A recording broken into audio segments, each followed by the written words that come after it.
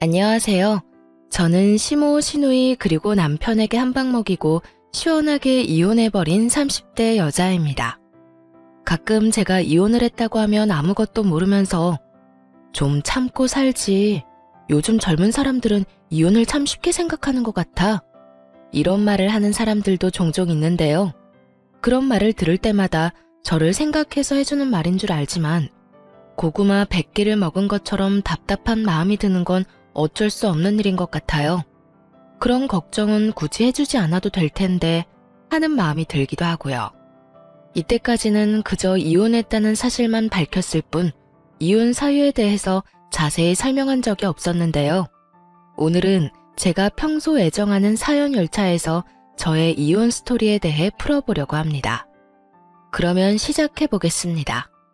저와 남편은 흔하디 흔한 소개팅으로 만나 결혼까지 하게 되었어요. 결혼 당시 남편은 모아둔 돈이 별로 없었고 시댁에서도 대학원까지 다니는 시누이 뒷바라지를 하느라 저희 결혼에 도움이 될 형편이 되지 않는 상황이었죠. 형편이 되지 않다고 결혼을 미룰 수도 없는 노릇이고 미룬다고 형편이 더 나아질 것 같지도 않았어요. 그렇다고 없던 일로 하기엔 남편을 너무나도 사랑하고 있었죠. 남편의 능력을 보고 결혼을 결심한 것도 아니었지만 모아둔 것이 없어도 너무 없던 터라 조금 고민스러웠던 것도 사실이에요. 이런 저의 마음을 알았는지 엄마가 선뜻 집을 내어주시더라고요. 딸이 고생하며 사는 것이 싫다고 하시면서요. 혼자의 힘으론 해결이 불가능한 상황이었기에 전 엄마의 도움을 받기로 했고 그렇게 저희는 남들보다 편하게 신혼집을 마련해 살게 되었습니다. 이런 상황을 시댁에서도 알고 친정에 많이 고마워하셨고요. 아가, 이야기 들었어. 사돈께서 집을 내주셨다며? 이렇게 고마운 일이 어디 있겠니? 너도 알다시피 우리가 막내딸 뒷바라지 한다고 하나뿐인 아들 장가가는데 아무 도움도 주지 못해서 마음이 좋지 않았는데 이렇게 도와주신다고 하니 죄송한 마음이 들지만 한편으론 마음이 놓이는구나. 감사하다고 꼭 전해주렴. 네, 어머님. 저희가 잘 살면서 갚으면 되니 어머님은 신경 쓰지 마시고 아가씨께 더 마음 써주세요. 길게 공부하는 게 여간 힘든 일이 아니잖아요. 그렇게 말해주니 고맙구나. 하여튼 우리 아들이 마누라 하나는 잘 골라왔네. 이런 시모였는데 화장실 들어갈 때 마음과 나올 때 마음이 다르다고 하잖아요. 어쩌면 사람이 그럴 수 있는 건죠. 친정에서 집을 받아 결혼할 때는 그렇게나 좋아하며 감사하더니 막상 결혼을 하고 나니 시모가 변하기 시작했어요. 자격지심도 그 정도면 병인데 엄마 집이니 엄마 명의로 두는 것이 당연한 건데도 시모는 저희가 사는 집이면 명의도 당연히 넘길 뿐만 아니라 제 명의도 아닌 공동 명의로 해줘야 하는 것이 아니냐며 딴지를 걸기 시작했어요. 10원짜리 하나 보탠 적도 없는 친정엄마 집을 두고 말이죠. 얘, 너 혹시 우리 아들 기 죽이고 그러는 거 아니지? 네? 제가 왜 제 남편 기를 죽여요, 어머님? 그런데 갑자기 그런 말씀은 왜 하시는 거예요? 혹시 남편이 무슨 말 하던가요? 아니, 그런 게 아니라 지금 사는 집이 사돈 명의이지 않니? 그래서 혹시나 우리 아들이 장모집에 산다는 생각에 기죽어 지낼까 봐서 그렇지. 그러게 진작 해주는 김에 명의까지 다 넘겨주면 얼마나 좋아. 공동명의로 말이다. 그랬으면 우리 아들 어깨 쭉 펴고 살았을 거 아니야. 매번 이유를 바꿔가며 명의 타령을 해대는 것이 지겹지도 않은지 참 끈질기게도 명의를 걸고 넘어지더군요.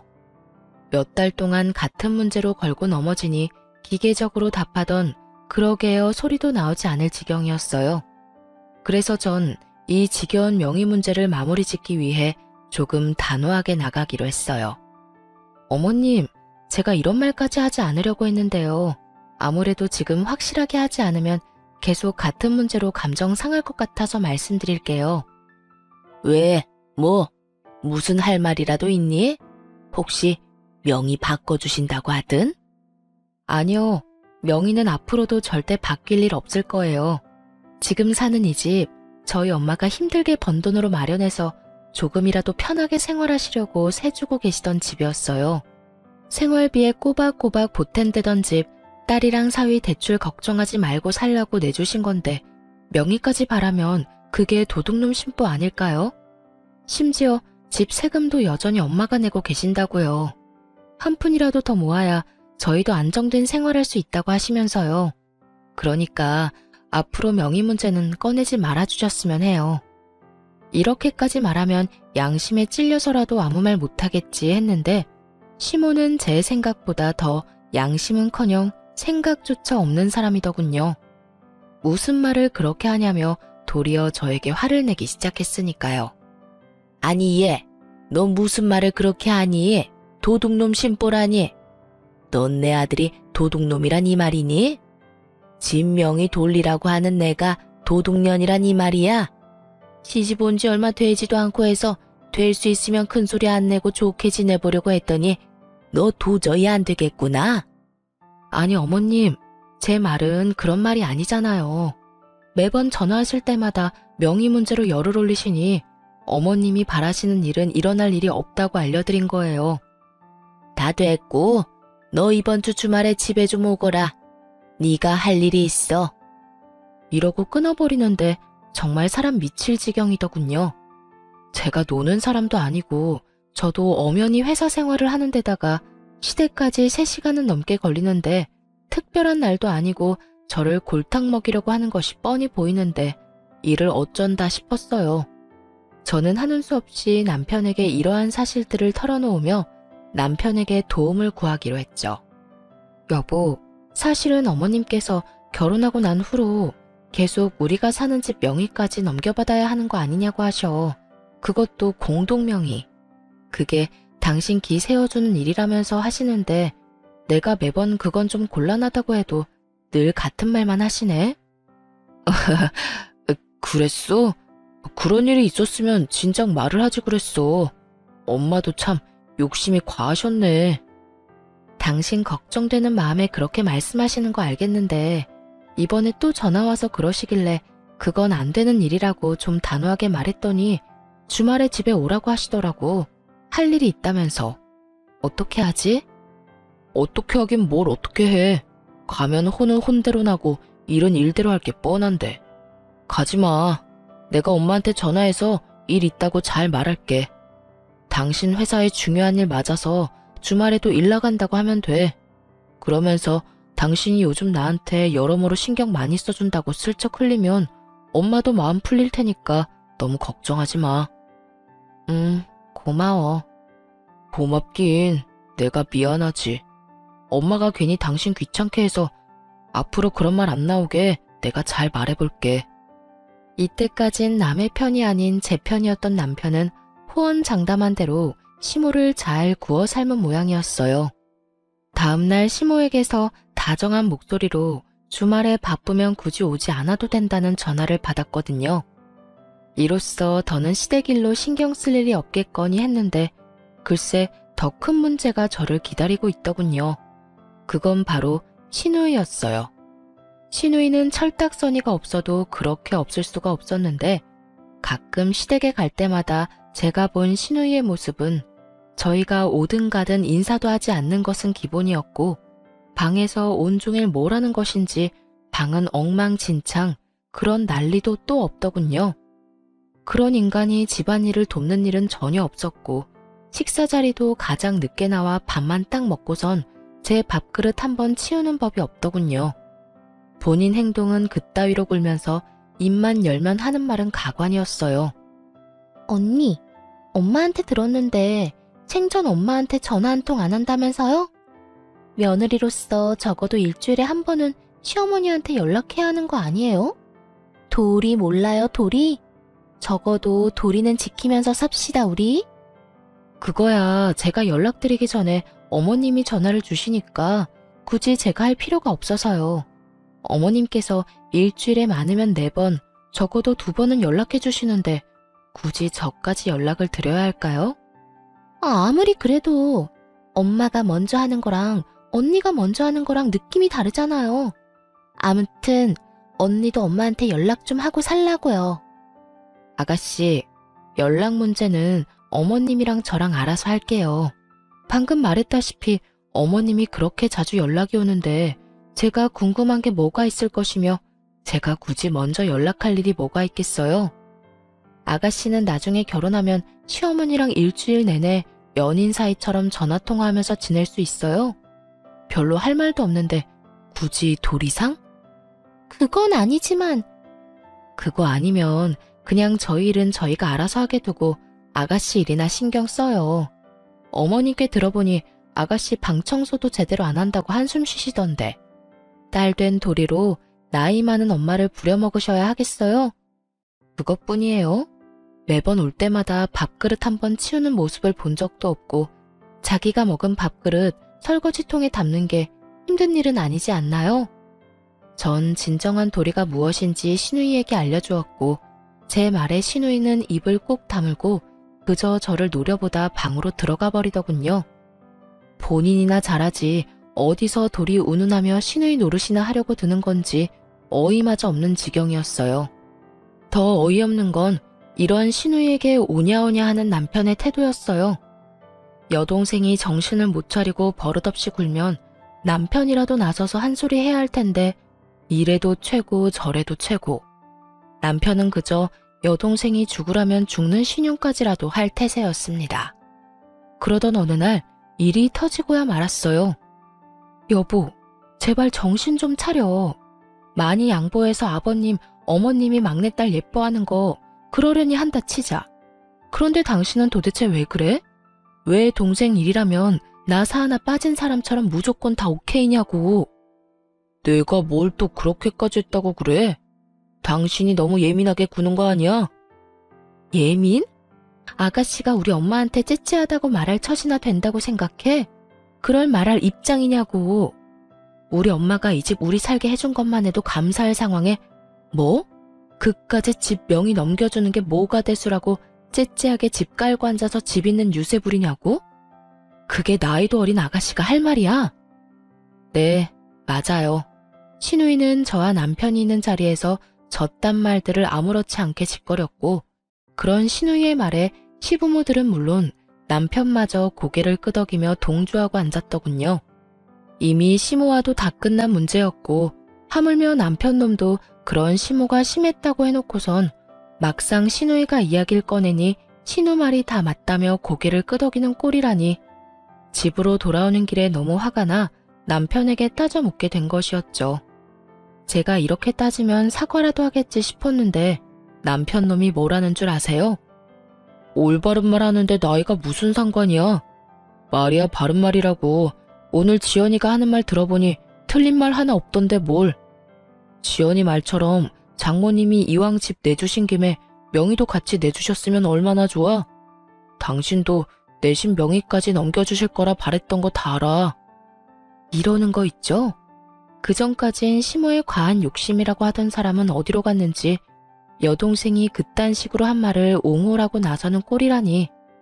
남편의 말을 듣는 순간 전 머리끝까지 화가 치솟아 올랐고 그야말로 남편을 쥐잡듯 잡아버렸습니다. 알긴 뭘 알아. 내가 당신이랑 당신 집 같은 줄 알아? 어떻게 사람들이 양심이 없어? 새 한 푼 내지 않고 우리 엄마 집에서 살면서 뭐? 이젠 명의까지 내놓으라고? 거기에다 째째해? 당신은 다를 줄 알았는데 뭐가 어쩌고 저째? 이럴 줄 알았으면 엄마가 집 들어가서 그냥 살라고 할 때 반대하는 거였어. 아니다. 지금이라도 늦지 않았네. 우리 이사 나가. 이사 나가서 대출을 껴서 집을 사든 월세살이를 하든 그렇게 하자고.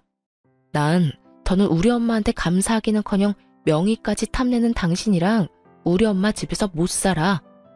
제 말에서 깊은 분노를 느낀 남편은 서둘러 그런 뜻이 아니었다며 저를 달래기 시작했고 집에 도착할 때까지 전 한마디도 하지 않았어요. 화가 너무 난 상태였던지라 입을 여는 순간 이혼이라는 말이 나올 것만 같았거든요. 그 후론 남편이나 시댁에서나 명의 이야기는 꺼내는 일이 없었고 저는 최선을 다해 시댁 식구와의 만남을 피하며 지내고 있었습니다. 만날 때마다 기분만 상할 뿐더러 기운만 뺏기니 아무리 시댁 식구라 한들 만나고 싶지 않은 마음이 컸으니까요. 남편 역시 이런 제 마음을 알았는지 굳이 시댁 식구들과 저를 엮지 않고 지내며 가족들이 생각나거나 보고 싶은 날엔 혼자 다녀오곤 하더군요. 지금 생각하면 정말 시댁에 간 건 맞았나 싶긴 하지만요. 하여튼 그렇게 저에겐 평화롭던 어느 날 남편이 제 눈치를 살피는가 싶더니 어렵게 이야기를 꺼내놓더라고요. 여보, 저기 할 말이 있는데 시간 있어? 무슨 말이길래 이렇게 뜸을 들여? 왜? 무슨 일 있어? 그게 다른 게 아니라 지연이가 서울에 온다네? 며칠 지내고 간다나 봐. 아가씨가? 왜? 며칠이나? 한 3일 정도? 놀러 오는 게 아니라 취업 때문에 여기저기 자리 알아본다고 올라온다는데 우리 집에서 좀 지내면 안 돼? 평소 시누이가 집에서 어떤 꼴로 지내는지 뻔히 아는데 저희 집에 들일 순 없는 노릇이었죠. 하물며 서로 앙금도 남아있던 터라 더욱 집에서 지내게 하고 싶진 않더라고요. 누군 고작 3일이라고 할 수도 있겠지만 저에겐 그 3일이 지옥 같을 것이라 믿어 의심치 않았기에 저는 고민할 것도 없이 남편에게 이렇게 말했어요. 당신도 알지? 그때 일로 아가씨나 나나 아직 앙금 남아있는 거. 거기에다 그때 아가씨 그 말 때문에 우리 크게 싸우기까지 했었어. 그런데 우리 집에 아가씨를 3일이나 지내게 하자고? 난 싫어. 절대 싫어. 그리고 아가씨 자기 손으로 뭐 하나 할 줄 아는 것도 없잖아.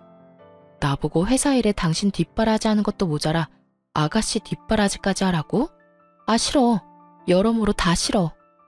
그러면 어떻게 해? 서울에 친구도 없다는데. 그러지 말고 당신이 이번 한 번만 양보해줘. 한 번이 2번 되고 2번이 3번 되는 법이야. 난 싫으니까 정 안 되겠으면 호텔이라도 보내든가. 아마 모르긴 몰라도 아가씨는 우리 집보다 호텔이 더 좋다고 할 거다. 왜? 사진 찍어서 인스타 올리고 이런 거 좀 좋아해? 그런가? 하긴 그럴 수도 있겠네. 괜히 우리 집 와서 당신하고 또 싸우기라도 하면 생각만 해도 피곤하다. 그러면 나 지연이 호텔비 결제해 줄 테니까 결제 내역에 호텔 있어도 괜한 오해하지 마. 알겠어. 오해 같은 거 절대 안 할 테니까 집으로나 데리고 오지 마. 그렇게 시누이는 3일 동안 호텔에서 지내게 되었고 저의 예상대로 시누이는 섭섭해하기는커녕 호텔에서 지내는 3일 동안 아주 만족하며 지냈다고 하더군요. 하긴 돈이 얼만데 싫다고 할 수 있겠어요. 그 뒤로도 종종 시누이가 면접 때문에 서울로 올 때면 호텔에서 지내게 되었고 그럴 때마다 남편이 달려가 결제를 해주곤 했어요. 생각보다 그 지출이 커 아까운 마음이 없었던 건 아니었지만 집으로 데리고 와 서로 얼굴 붉히고 괜한 에너지 쏟는 것보단 나은 것이라 생각했기에 그저 지켜만 보고 있었죠. 그런데 아무리 취업 때문이라고는 하지만 시누이가 너무 자주 올라온다는 생각을 지울 수가 없더라고요. 처음엔 결제만 해주고 오던 남편도 시누이가 오는 날엔 함께 저녁을 먹는다며 늦기 시작하더니 어느 순간부턴 함께 면접 준비를 한다며 외박을 하는 날도 종종 생기더군요. 그날 역시 그런 날이었어요. 여보, 오늘 지연이 오는 거 알지? 매번 면접에서 떨어지고 지연이가 요즘 힘들어해. 그래서 하는 말인데 오늘도 지연이랑 있으면서 면접 연습 좀 하려고. 그러면 오늘도 안 들어오는 거야? 아마도. 될 수 있으면 늦게라도 오겠지만 혹시 모르는 일이니까 기다리지 마. 알겠지? 고생해. 괜히 아가씨 호텔로 보냈나? 집에서 지냈으면 당신이 이렇게까지 고생 안 해도 되는 건데. 아니야. 당신 말대로 집에서 지냈으면 내가 더 힘들었겠다 싶기도 해. 당신이랑 지연이 서로 안 맞는 건 사실이잖아. 나도 지연이랑 당신이랑 다투기라도 하면 무턱대고 당신 편을 들 수도 없고 호텔에서 지내는 게 여러모로 좋은 결정이었어. 그러니까 그런 신경 쓰지 말고 퇴근하고 와서 푹 쉬어. 알겠어. 조금 미안하더군요.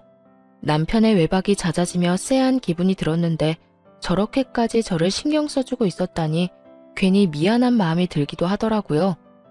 그런 마음이 들자 그래도 시누이가 취업 좀 해보겠다고 서울까지 와서 저 고생을 하는데 언니라는 사람이 마냥 손 놓고 있는 것도 좀 아니란 생각도 들었고요. 그래서 전 퇴근 후 호텔로 찾아가게 되었습니다. 평소 남편이 시누이가 올 때마다 결제해주던 호텔을 알고 있었던 터라 호텔로 찾아가 남편에게 전화를 걸었지만 전화를 받지 않더라고요. 바쁜가 하는 마음에 시누이에게 전화를 걸려는 순간 남편의 뒤통수가 보이더군요. 시누이가 아닌 낯선 여자와 끌어안다시피 어깨동무를 하고 걸어가고 있는 남편의 뒤통수가요.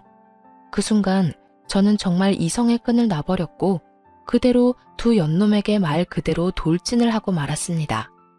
야, 그 여자가 네 여동생이냐? 저는 소리를 질러버렸고 저를 발견한 남편은 많이 당황한 듯 뒷걸음질을 치며 말까지 더듬고 있더군요. 여보, 여길 어떻게... 그게 어떻게 된 일이라면... 그게 말이지... 현장에서 딱 걸렸으니 무슨 변명이 필요하겠어요? 아니, 무슨 말이 생각이나 나겠습니까? 남편은 어떤 말도 생각이 나지 않는지 그저 같은 말을 반복하며 저를 보고 있더라고요. 그래, 무슨 할 말이 있겠어. 이렇게 현장에서 딱 걸렸는데 말이야. 언제부터니? 도대체 언제부터 바람 피우고 돌아다녔냐고. 그리고 바람을 피우려거든 들키지나 말지. 떡하니 아가씨가 드나들던 호텔에서 이러고 싶니? 내가 찾아올 거란 생각은 전혀 하지 못한 거야. 그 머리로 어떻게 대학은 가고 어떻게 취업을 했니? 저는 고래고래 소리를 질러댔고 그 순간 상간녀는 제 눈치를 살핀다 싶더니 도망치려 자세를 잡고 있더군요. 그래서 그냥 도망치게 뒀냐고요? 그럴 리가요. 뒤를 돌아 금방이라도 달려나가려는 상간녀의 머리채를 그대로 확 잡아버렸어요. 야, 감히 어딜 도망가려고? 이 상황 수습은 해놓고 가야 할 거 아니야. 보아하니 하루 이틀 만난 사이는 아닌 것 같은데 두 사람 언제부터 만났니? 내 남편 언제부터 만났냐고. 이거 놓고 말해요. 머리카락 다 뽑힌다고요. 아, 진짜 쪽팔리게 이게 뭐예요? 이렇게 우악스럽게 굴지 말고 이거 놓고 대화로 하자고요. 교양 없게 이게 무슨 짓이에요? 교양? 교양 같은 소리 하네. 너는 교양이 철철 흘러넘쳐서 가정 있는 남자랑 호텔 오니? 내가 아는 교양은 그런 말이 아니었는데 요즘은 바뀌었나 보다. 그쪽 남편이랑 그런 사이 아니거든요? 그래. 거래처 사람인데 급하게 받아야 할 자료가 있어서 잠시 들린 거라고요. 여기 있다고 하길래 잠시 온 거라고. 아무것도 모르면서. 그러니까 얼른 놔달라고요. 아, 너희 회사에선 거래처 사람이랑 어깨동무도 하고 호텔 로비에서 뽀뽀도 하고 그러는가 봐. 왜? 이것도 아니라고 우겨보시지? 여기 CCTV 쫙 깔려있거든? 너도 눈은 있지? 여기도 저기도 CCTV 달려있는 거. 이게 잘못했다고 싹싹 빌어도 모자랄 판국에 뭐? 아무것도 몰라? 저는 미친 소리를 짓거려대는 상간녀의 머리채를 잡고 흔들어버렸고 벙쪄있던 남편놈이 이러다 상간녀 잡겠다 싶었는지 급하게 저를 저지하고 나서더군요. 여보, 그만해. 이러다 사람 잡겠어. 내가 다 설명할 테니 우선 이 사람 보내고 집에 가. 집에 가서 이야기하자고. 남편은 필사적으로 제 소나기에서 상간녀를 떼놓았고 제가 그런 남편을 노려보는 사이 상간녀는 걸음아 나 살려라 도망을 치더라고요. 저에게 머리채를 뜯기느라 내팽겨쳐진 가방도 챙기지 못하고요. 전 그런 상간녀의 가방을 챙겨 집으로 돌아와 버렸고 남편 역시 그런 저의 뒤를 따라 집으로 들어오더군요. 여보, 내가 진짜 미쳤었나 봐. 당신을 두고 내가 그런 짓까지 하면 안 되는 거였는데 한 번만 용서해주면 안 될까? 당신은 못 믿겠지만 정말 처음이었어. 사랑, 이런 감정이 아니라 한순간 충동, 그래, 충동 같은 거였다고. 나한텐 당신뿐인 거 누구보다 당신이 더 잘 알잖아. 나한테 여자는 당신뿐이야. 내가 사랑하는 사람은 당신뿐이라고. 정말 마음을 준 적은 단 한 번도 없었다고. 정말 웃기지도 않은 소리지 않나요?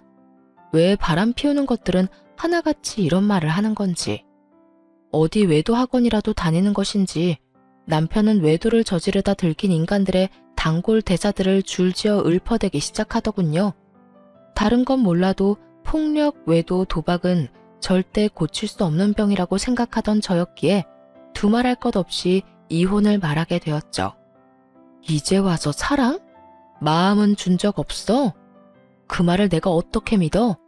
당신이 당신 동생 핑계대면서 외박한 적이 몇 번인데. 다 됐고 이혼해. 이혼이라니. 어떻게 이런 일 한 번 있었다고 이혼하자는 말을 할 수가 있어? 넌 바람 피운 게 이런 일이라고 가볍게 이야기할 일이니? 넌 그런 줄 몰라도 난 아니야. 난 다른 건 몰라도 바람, 폭력, 도박은 절대 고칠 수 없는 병이라고 생각하는 사람이고, 당신한테도 이런 내 생각은 연애할 때부터 끊임없이 말했던 바야. 그렇게까지 했는데도 불구하고 당신이 이딴 짓까지 했을 땐 당연히 이혼 정도는 각오했어야지. 저는 단호했고 이런 저의 단호한 태도에 남편은 한 발 물러서더라고요. 물러설 수밖에 없었죠. 제가 남편이 도착하기 전 미리 싸두었던 남편의 짐을 현관문 밖으로 던져버렸으니까요. 당신 지금 너무 흥분한 것 같다. 그래, 너무 흥분해서 당신이 지금 무슨 말을 하고 있는지도 모르는 것 같은데 나중에 이야기해. 나중에 흥분 좀 가라앉고 나면 그때 이혼이든 뭐든 이야기하자고. 이렇게 말한 남편은 집을 나가버렸고, 그런 남편의 뒷모습을 보며 정말 배신감에 치가 떨리는 기분이 무엇인지 알 것 같더군요. 잠깐이라도 저딴 인간한테 미안함을 느낀 제가 한심스럽기도 하고, 왜 단 한 번도 저런 남편을 의심하지 못했을까 하는 마음이 들기도 하고요. 하긴 여동생 핑계로 그것도 다른 것도 아닌 취업을 앞세워 외도를 저지르고 있었으니 의심을 할 수도 없는 상황이었죠. 거기에다 시누이가 정말 올라온 적도 있었고, 그런 시누이라면 벌벌 떠는 남편이었으니 꿈에도 생각하지 못했던 것입니다. 그렇게 남편에 대한 원망과 스스로에 대한 한탄으로 치를 떨고 있는데, 집에서 나간 지 5분도 되지 않은 남편에게서 전화가 오더군요.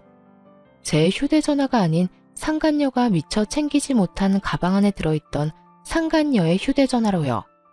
하트만 5개인 이름이 뜨고 전 직감적으로 남편임을 알았고, 전 전화를 받아 아무 말도 하지 않고 있었어요. 제가 아무 말도 하지 않자 남편은 화가 난 상간녀가 아무 말도 하지 않고 있다고 생각했는지 혼자 말을 쏟아내기 시작하더군요. 자기야, 화 많이 났어? 왜 아무 말도 안 해? 그래. 나 같아도 화 많이 났을 것 같아. 미안해. 내가 좀 더 조심했어야 했는데 갑자기 그렇게 찾아올지 꿈에도 몰랐어. 나 집에서 쫓겨났다? 이혼하자네? 눈 하나 깜짝하지 않고 이혼하자는데 어쩌면 그렇게 독한지. 하긴 그 여자가 독한 구석이 있어. 내가 말했었지? 그 여자 독하다고.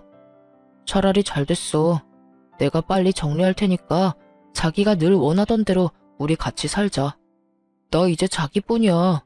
내가 그 여자랑 정리만 깔끔하게 되고 나면 자기한테 잘할게.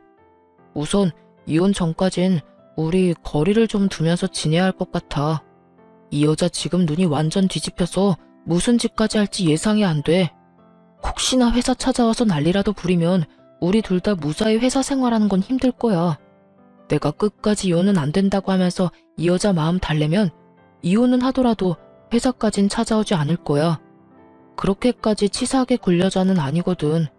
하여튼 지금도 당장 자기한테 가고 싶은데 혹시나 사람 붙였을 수도 있어서 못 가. 그러니까 너무 섭섭해하지 말고 많이 놀라고 화났을 텐데 진정 좀 하고 쉬어. 그럼 끊을게. 사랑해 자기야. 난 자기밖에 없어. 끝까지 절절한 남편의 고백을 듣고 있자니 덜덜덜 떨리던 치가 촥 가라앉는 느낌이 들더군요. 머리가 확 맑아졌다고나 할까요? 배신감에 마비되었던 이성이 제자리를 찾으며 정신이 또렷해졌어요. 전 상간녀의 가방을 살펴보기 시작했고, 남편의 회사명이 찍힌 볼펜부터 물티슈까지 나오더군요. 남편의 말과 회사명이 찍힌 물건들을 보아하니 상간녀는 절대 거래처 사람이 아닌 같은 회사 동료일 거란 확신을 하게 되었어요. 다음날 전 상간녀의 가방을 챙겨 남편의 회사로 갔고, 아니나 다를까 저의 확신처럼 남편 대신 상간녀가 남편의 부서에서 저를 반겨주더군요. 여길 어떻게... 여기서 이러지 말고 나가서 이야기해요. 당신 남편도 지금 여기 없다고요. 지금 아침 회의 들어가서 여기 없어요. 그러니까 나가서 이야기하자고요. 저를 본 상간녀는 저를 잡아 끌며 속삭이기 시작했고 전 그런 상간녀의 팔을 뿌리치며 큰 소리를 내며 말했어요. 어제 머리채 잡힌 거로는 부족했어? 어디서 감히 내 몸에 손을 대? 왜? 오늘은 뺨이라도 한 대 때려줘? 외부인의 등장과 그 외부인의 입에서 나온 자극적인 말들. 사무실 안의 사람들의 이목을 주목시키기엔 부족함이 없는 조합이었죠. 그 조합에 보답하듯 사람들의 시선이 상간녀와 저에게 꽂히기 시작했고 상간녀는 안간 힘을 쓰며 저를 설득하려 애를 쓰더군요. 그런 게 아니라 여긴 회사잖아요. 제가 다 잘못했으니까 제발 나가서 이야기해요. 누구 좋으라고 나가서 이야기해. 내 남편은 어디 갔니? 아, 네 애인이라고 해야 하나? 이게 무슨 상황인가 눈을 반짝이며 구경하던 사람들은 제 말을 듣자마자 저마다 놀라 탄성을 자아내기 시작하더군요. 손가락질하며 그럴 줄 알았다 하는 사람들도 있었고요. 이보세요. 이것도 엄연히 명예훼손인 거 알고 있어요? 경찰에 신고하기 전에 당장 나가요. 나가서 이야기를 나누든 뺨을 때리든 나가서 하자고요. 경찰? 경찰은 내가 부르고 싶은 심정이야. 아, 다 됐고 내 남편 얼굴 보고 가겠다는데 그것도 안 되는 거니? 호텔은 너랑 다녀도 호적은 아직 내 남편인데 얼굴 정도는 보고 가야 하지 않겠어? 이호민 씨, 혹시 이호민 씨 어디 갔나요? 제 입에서 남편의 이름이 나오는 순간 남편이 저에게로 달려오는 모습이 보이더군요. 얼굴이 사색이 되어서요. 여보, 회사까지 찾아오면 어떡해. 내가 내 발로 오겠다는데 네가 무슨 상관이야. 그리고 내가 그냥 왔겠니? 네 애인 가방 주러 왔어. 어제 호텔에서 두고 간 가방. 아, 여기 안에 전용 휴대전화도 있었는데 몰랐지. 하긴 몰랐으니까 어제 전화로 그딴 말이나 짓거려댔겠지. 여보, 그럼 어제 나랑 통화한 게 당신이야? 다 듣고 있었던 거야? 그런데 왜 아무 말도 안 했어? 내 욕을 그렇게나 하는데 내가 무슨 할 말이 있겠어. 그렇게 싫어하는 줄도 모르고 참고 산 내가 바보 등신이지. 하여튼 이 가방 안에 우리 이혼 서류도 들었으니까 도장 찍어서 법원에서 봐. 그렇게 원하는 이혼 해줄 테니까 둘이 함께 알콩달콩 잘 살아봐. 그 행복 언제까지 이어질진 모르겠지만 그렇게 소원이라니 물러서 줘야지. 여보, 그 말을 다 진심이라고 생각하는 거야? 어제는 나도 화가 나서 그랬어. 다 진심일 리가 없잖아. 그리고 아무리 그런 상황이라도 그렇지 회사까지 찾아오면 어떡해. 이렇게까지 난장판을 치면 회사 생활 어떻게 하라고. 내가 이 와중에 니놈 회사 생활까지 걱정해줘야 해? 전현 회사 생활까지 걱정해줘야 하냐고. 내가 너같이 모자란 거 데리고 살아주니까 진짜 혹은 줄 알았니? 네가 잘못했다고 빌면 마음 약해져서 네가 원하는 대로 움직여줄 거라 생각했어? 꿈도 꾸지 마라. 내가 이때껏 참고 산 건 니까지 것도 남편이었으니까, 니까지 걸 사랑했으니까 다 참고 산 거야. 이젠 나한테 사랑 같은 건 없어. 그러니까 나한테 다른 거 기대하지 말고 이혼 준비나 해. 전 냅다 소리를 질러버렸고 제 말을 듣고 있던 직원분들 중엔 저에게 감정이입을 과하게 하셨는지 우시는 분도 계시더군요. 그 사람들 사이에 손톱을 물어뜯으며 주변 눈치와 제 눈치를 살피는 상간녀와 눈이 마주치는 순간 저는 이렇게 말하고 그 자리를 떠났습니다. 너 상간녀 소송 준비해? 아주 잘 열심히 준비하는 게 좋을 거야. 내가 너도 가만두진 않을 거니까. 그렇게 무사히 이혼 통보와 함께 회사에 소문내기를 마친 저는 변호사를 만나며 이혼 준비에 정신없는 날들을 보내고 있었어요. 이혼 결정만 하면 당장이라도 이혼할 수 있을 줄만 알았는데 현실은 그렇지 않더라고요. 특히나 남편은 이혼에 협조적이지 않았고 상간녀 역시 쉽게 인정하지 않았어요. 그렇게 점점 지쳐가는 사이 저의 전투력을 다시금 일깨워주는 연락을 받게 되었어요. 그 상대는 바로 신우이였어요. 언니, 오빠 무슨 일 있어요? 오빠를 왜 나한테 물어요? 오빠를 언니한테 묻지 그러면 누구한테 물어요? 여전히 되바라진 신우이의 말을 듣고 있자니 남편 놈이 아직 시댁엔 아무 말도 하지 않았구나 싶더라고요. 이 꼴을 보기 싫어서라도 제 입으로 다 말을 해버릴까 싶기도 했지만 그래도 이런 건 본인 입으로 해야 한다 싶은 마음에 조금 참기로 했죠. 오빠 바쁠 거예요. 요즘 이런저런 일이 많아서 정신 없을 거예요. 왜요? 무슨 일 있어요? 급한 일이면 회사로 전화해 보든가요. 급하긴 한데 회사까지 연락할 일은 아니고 그냥 언니한테 말할게요. 저 드디어 취업이 됐는데 오빠 집이랑 가깝더라고요. 한 번에 가는 교통편도 있고. 그래서 말인데 저 따로 지낼 곳 구할 때까지 오빠 집에서 지내도 되죠? 한 달 정도면 되지 않을까 싶은데. 역시는 역시다 싶더군요. 어쩌면 처음부터 끝까지 이리도 당당하게 사람 속을 뒤집어 놓을 수가 있는지 전 당연히 안 된다고 했고 신우이는 개거품을 물며 따지기 시작했어요. 하루도 절대 안 되는 판국에 한 달이요? 될 거라고 생각하는 건 아니죠? 혹여나 그런 기대 같은 거 하는 거면 버려요. 난 절대 내 집에 아가씨를 들일 생각 따윈 없으니까. 그러니까 받을 때까지 오빠한테 전화해서 그 잘난 아가씨 오빠랑 상의해요. 애먼 사람 괴롭힘을 생각하지 말고. 말 진짜 섭섭하게 하네. 언니, 오빠만 가족이에요? 언니도 엄연히 저랑 가족이잖아요. 이럴 땐 가족끼리 발벗고 서로 돕고 사는 게 도리라고요. 평소에 저를 언니 취급이라도 해줬으면 몰라 저만 봤다 하면 지나가는 개만도 못한 취급을 하던 신우이가 저딴 말을 짓거려대니 그것 참 어이가 없어 웃음이 다 나오더군요.